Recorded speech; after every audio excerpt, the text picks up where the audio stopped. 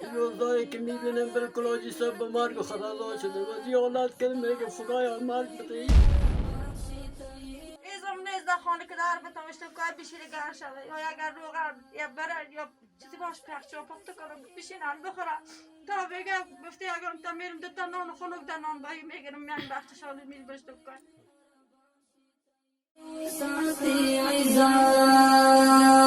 خدایا ستا دی بندگان د بېوسه افغانان خدایا ستا دی بندگان د بېوسه افغانان. بسم الله الرحمن الرحیم. قدرمن ورونو خویندو السلام علیکم ورحمت الله وبرکاتو. یو دوه درې ورځې وړاندې چې ادرس راکړی و دغه کورنۍ ته راغلم، هغه ورځې مې حالت ډېر زیات خراب و، خو متاسفانه تر اوسه دوی سره کومک نه ده شوی. نو نن موږ تصمیم ونیو چې د دې دغه ژوند ته تغییر ورکړو، ژوند جوړ شي. دغه خور زه فکر کوم چې 40 ساعته یې په اوښکو باندې ده، د دې ډوډۍ هم په اوښکو باندې لمده ده او دا خوشحالي نه لري، ټوله ورځ او شپه ژاړي. ځکه دا ژوند دی چې وګورې خاوند یې اعصاب خراب دي، کاروبار هم نه، ځکه اعصابي سړی به څه کاروبار وشي کولی. دا کوم ځای کې چې اوسېږي دا هېڅ د ژوند ځای نه دی، کاملا شړېدلی.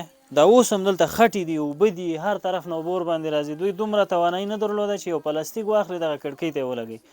نو غواړو چې اوس خو ژمی دی کار نه کیږي، نو د دې دپاره تصمیم دا دی چې دغه کورنۍ وباسو، یو بل کور ته کیدای شي یو 2 نه 3 زره افغانیو پورې د میاشتې کرایه شي او هغې نه وروسته بیا انشاءالله چې کله هوا ښه شوه نو یو بنیادي تغییر د دې په کار دی چې دا کوټه ولویږي او د سر ورته جوړه شي.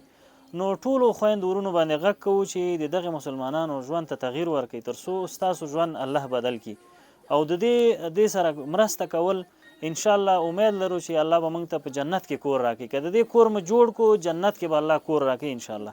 دوی نه خوراکي مواد لري او دا ژمي کې نه لرګي لري، دي هر څه نه محروم خلک دي. نو غږ کوو چې د دوی مرسته وکړي. که روز گذشته انجینرها بزرگوارا آمدن که اینجا حیاتا را رای کردیم، بسیار حالت یا خراب است. خانه‌شان خودتان مشاهده میکنی. در تکلیف کلان مسلمانان متوجه هستند. پروردگار شما را اجر دارین نصیب کنه، همراه یا کمک کنی، الله اجر دارین نصیبتان بگردانه. تشکر. خیال چی رو دوستان میرم تا بگه 50 رو پیدا میکنه. 50 رو به چی میشه؟ یک لقمه نان سعی رو ما خورده نمیتونیم. این خانه ماست، جای ماست، زندگی ماست.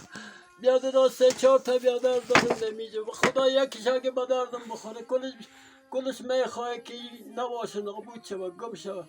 یعنی نمیشه زندگی ما تباه و برباد است. کاجیستان میره 50 رو پیدا میکنیم. به خدا اگه پیسه ما تیل نمک بره هیچ. نه خوراک دارم نه پوشاک دارم، اولاد که خود گرفتم رفتیم در خانه ایورم زندگی میکنم، خانه خودم مانی افرای کام دست میبینه کم بخت ها یک حالی از خانه خدا میدانه، هیچ کس رقم زندگی نمیکنه. از ناواتانی بیچارگی روزبدی دیگه از خدا میشه شما یک کمک چیزی کنی که خانه بال شه پس در خانه خود بیم امی شور من بفهم کنی شور مسینی خانه مسینی اولاد کای بشینم بیا در جانه این از خاطر